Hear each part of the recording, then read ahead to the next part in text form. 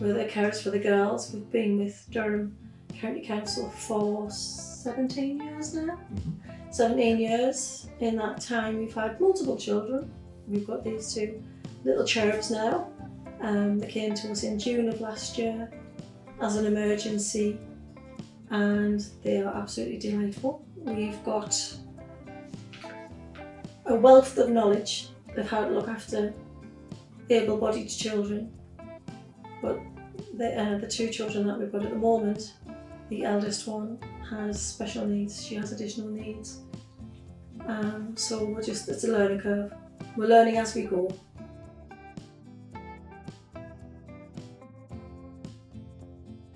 Two siblings, two sisters. We have an older child who, she's now 6.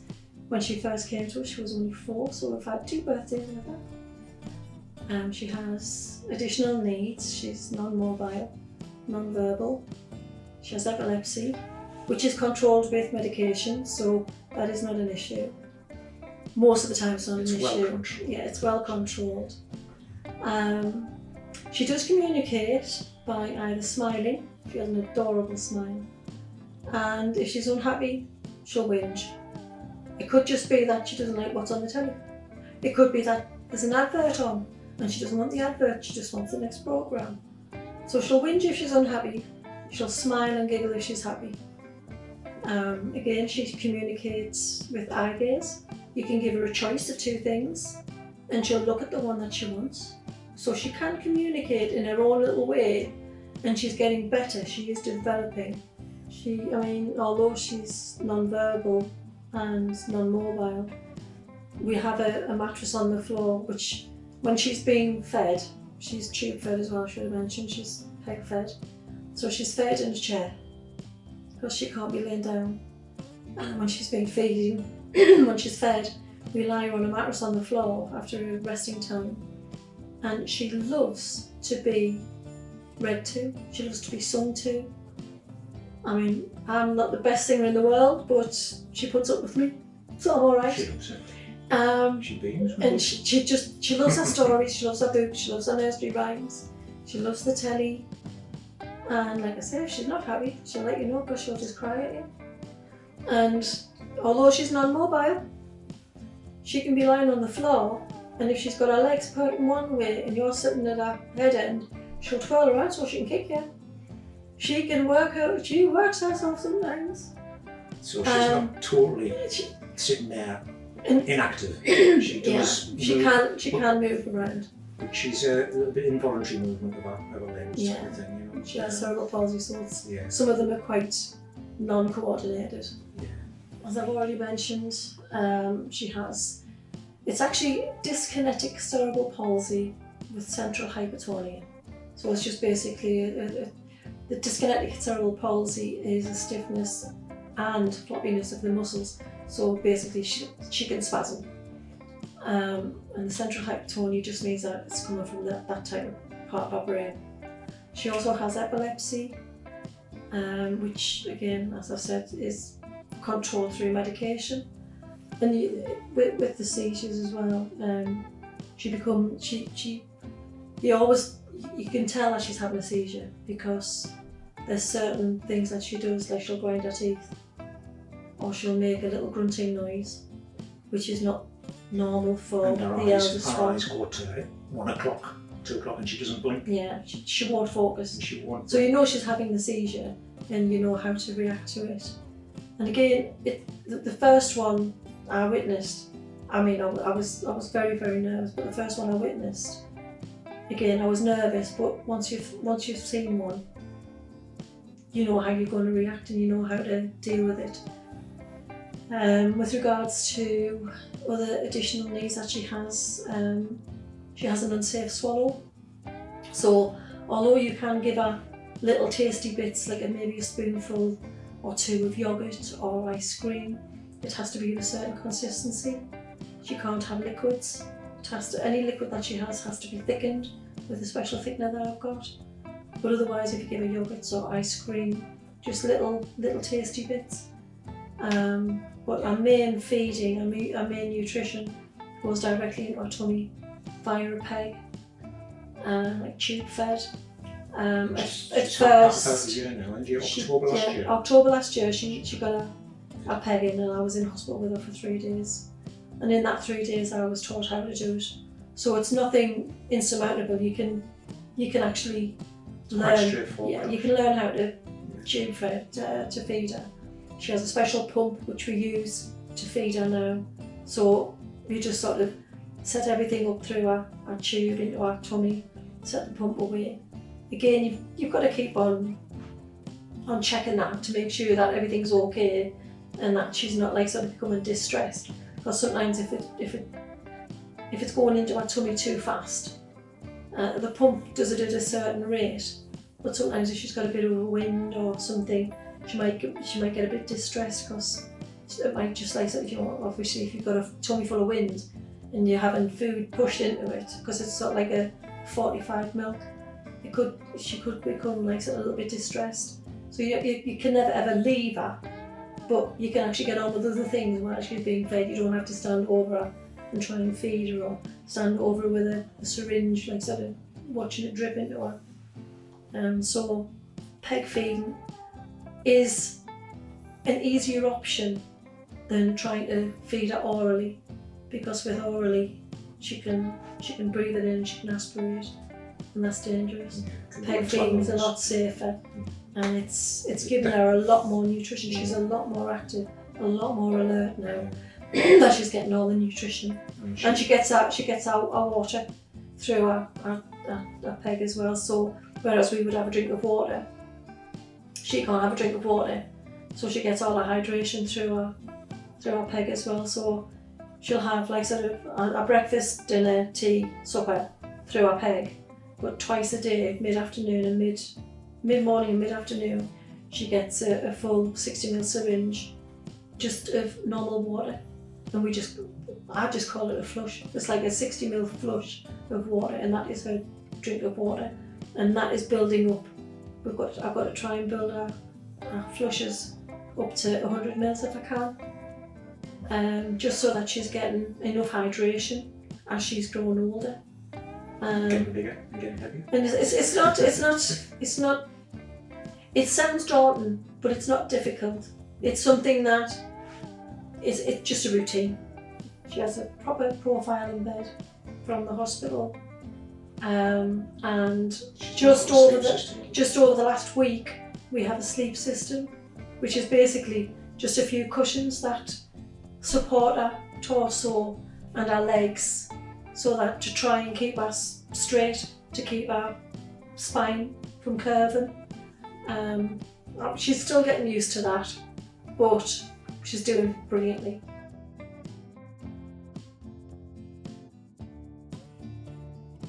Was the majority of the looking after care with the older one, and I take care of the younger one, the more mobile, full-on one. She is a full-on 4-year-old now. She was with us. She came when she was 2, so we had 2 birthdays with her as well. And basically, yeah, she's what because her sister doesn't talk.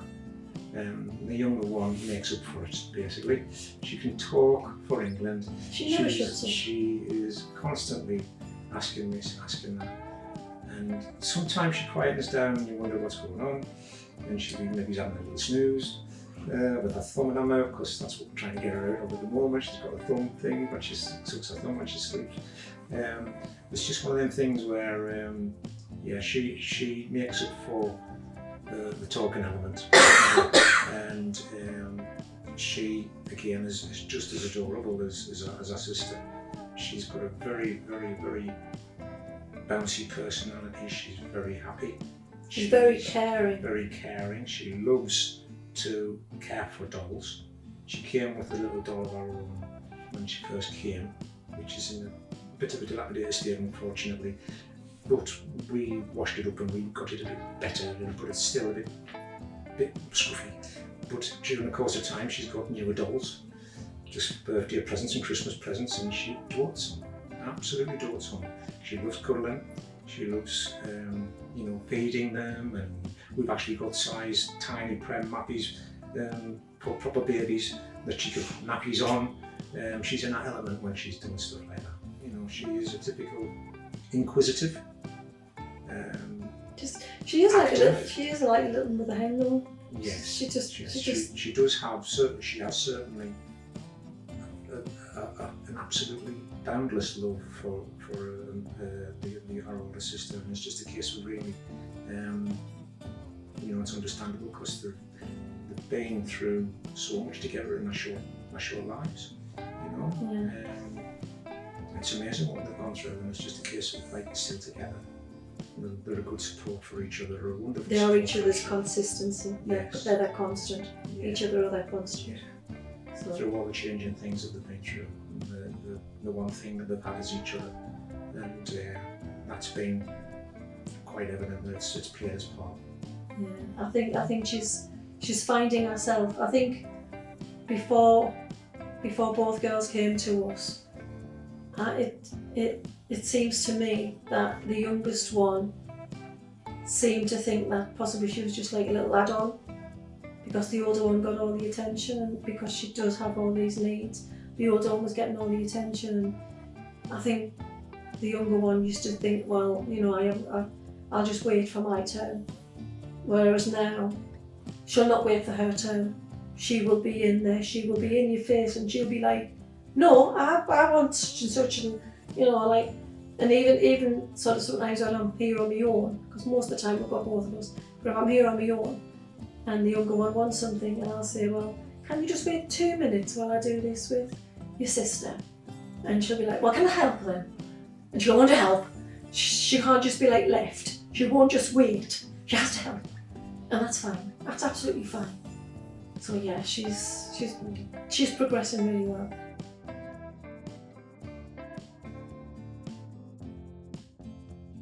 Well, indoors they love being read to and singing, don't they? Yeah. They like anything quite vocal and musical. Things on the TV, like stuff like Cocomelon, because that's singing all the way through. She loves that. At the moment, the older one is going through a phase of she likes anything with Justin Fletcher in it. Giggle Biz, Giggle Quiz, Something Special, you know, Mr. Tumble and all of those. She loves any of those because he sings a lot. He does a lot of singing and stuff. But when it comes to like personal interaction, they both love cuddles. You know, the disabled girl, you could pick her up and cuddle her, and she'd be absolutely loving it. Yeah. And you know, she likes to be read too. Just get a book in front and just flip it open. And she loves the pictures, doesn't she? Yeah, we got a toy box. Like it's like a little cube, and you get little characters. And it could be the Gruffalo or somebody off Frozen, and you've got to download the story from the character into the box. But once it's downloaded, anytime you want to listen to it, you just put the little character on the top of the box, and it says, like, sort of, it'll do the Gruffalo story for you, and then there's a Gruffalo song at the end. Or like with Frozen, they sing the songs to you, then there's a story. We've got Thomas the Tank Engine, and it's just something, it's just very portable, because you charge it up from a lead. It's just a little speaker. It's just like a little cube, it's like a little speaker, but you get all the different characters that go on the top. Very cool. And we learned about this because the older one uses it at school. So we thought, right, well, if school can use it, and she responds well to it, we'll use it. And that's something else. The younger one, we got some characters of our own, and so they just share. The older one can be lying on the floor having some resting time, and the younger one will say, can we have the toy box? And I'll say, of course you can.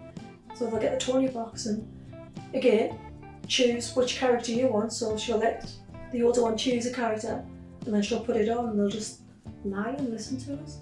But during the nicer weather, both of them love being outdoors. Mm-hmm. I mean, we're lucky enough, we've got a nice big garden, and got a trampoline. We've got a trampoline for them. Just this summer, we've actually got some like swings for them. Because the younger one loves the swings, and we've got like a nest swing for the disabled girl to swing in, and she loves that as well, doesn't she? And again, she's the little tinker, because even though it's a little nest swing that you lie on, she's worked out that if she wriggles to the side, it tips a bit. So, yeah, I mean, you would never leave her on her own anyway, but it's like, you can just say, wiggling over to the side. No, back in the middle. And she'll wiggle over the other side. No, back in the middle. All the time she's giving you this big smile, and getting them out and about is quite important, because they love going for walks. Even though obviously, the oldest one's in a wheelchair, but she loves being out and about. I am in the throes of trying to get an upgraded wheelchair for her though, because the wheelchair that she's got at the moment doesn't have any kind of suspension, so she feels every bump in the pavement. So I'm fighting at the moment, or in the throes of hoping to get her a new wheelchair that will be more comfortable for her when we're walking out and about.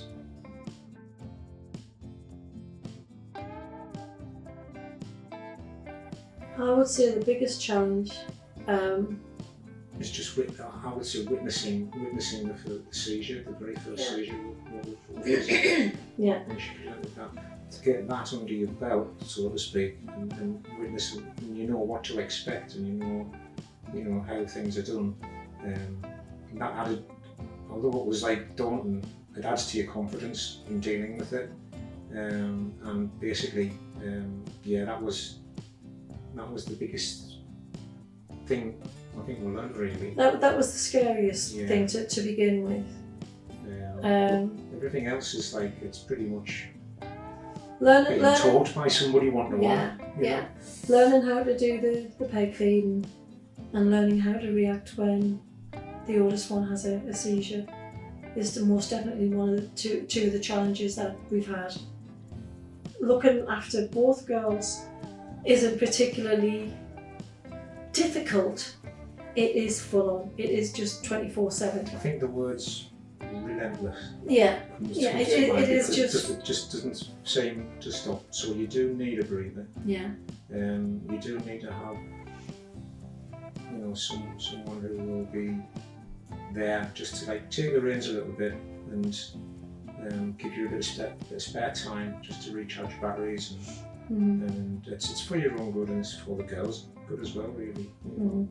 Because the eldest one needs to be lifted. School use hoists. I don't have a hoist here, but she's only just under 16 kilos at the moment. She's only about 2.5 stone, so she's not exactly a heavyweight, and I can manage to carry her. It's just an unusual shape, isn't she? Yeah, and she can work herself by extending and going stiff and doing all the such things, which is just her. But if you didn't have the breaks, if you didn't have that little bit of a break every now and again, I think your joints would work against you as well. Because although I'm quite resilient with me strong bones and stuff, I can tell that the older one's getting heavier, because when I'm walking upstairs, my knees can tell me. So just now and again, you just need that break to like sort of give your body a rest, as well as not thinking all the time, are they alright? Are they asleep? Do they need a toilet? Just stuff like that. So you do need a break. And I imagine any family that they go to, they'll probably need a good support network. And as we've said, we would be more than happy to be part of that support network, because I would take them back for respite anytime. So yeah, respite is definitely needed.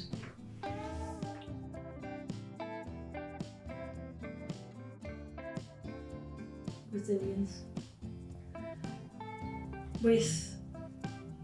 Especially with the older one, because it is quite, I wouldn't say it's regimented.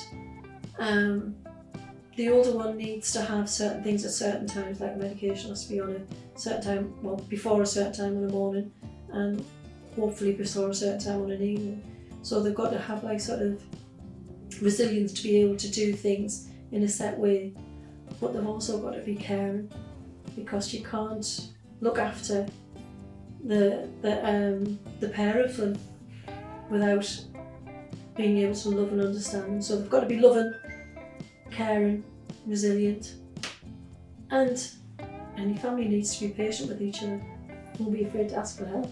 Don't be, Don't be afraid to ask for help. If you feel as though, I mean, there's many a time I've had something happen with the older one, and I've thought, I don't know whether that's normal.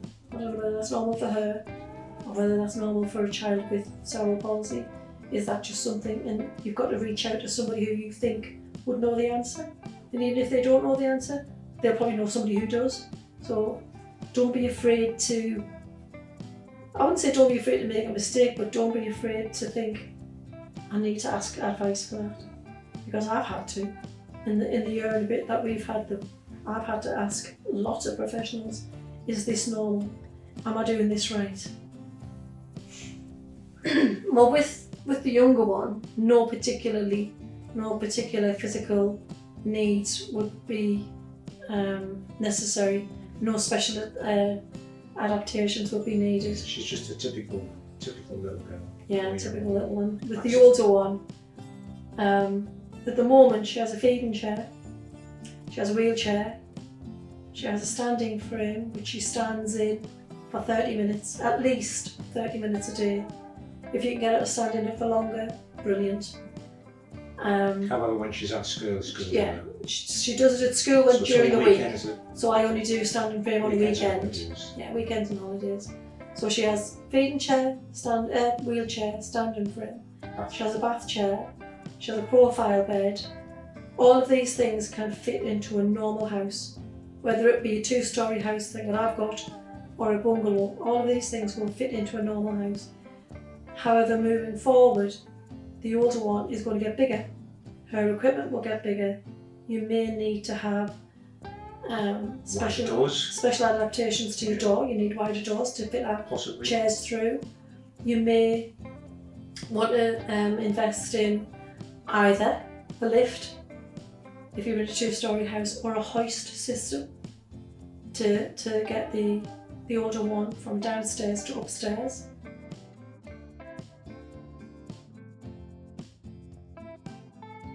Go for it. Oh God, go for it. Yeah. You don't know what you're missing until you've had them. People will be put off possibly by the additional needs and the fact that the older one comes with a younger full-on sibling. But they'll give you so much in return. I would say just go for it. You don't know what you're missing until you try it, because they're lush. And it's a bit like, it might feel a bit like diving in the deep end, and hoping you can swim type of thing. You've got to have faith in yourself, and I think these girls deserve somebody who is brave enough to take that initial plunge, and they won't regret it at the end of the day. There'll be times when they'll be thinking, "Gosh, this is wearing," and it is. To be perfectly honest, we go through that, and it is wearing. But there's so much happiness that they're bringing, and there's so much they can give you in return. It's to keep them happy and to keep them safe and doing well, and they are worth all the effort. Mm-hmm. Without a doubt. If for any reason they were to be split up, I would be very disappointed, because I don't know how either of them would come to terms with that, because they've always had each other, they've always been together, and I think if they were split up, it would take a lot of therapy sort of thing to sort of get them through that, and I just don't think it's an option. I think they should be together if possible. I can't stress enough of how much I want to see them happy. I want them to have the best family that they can have, to be happy.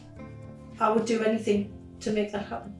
I would do anything to make that happen. We'd be supportive of the little baby coming in. Yeah. would even be happily you know, be there for respite purposes and all that, you know. Yeah. Because we'd love to keep in contact with them, as we do with the majority of our children that we've had, to be honest.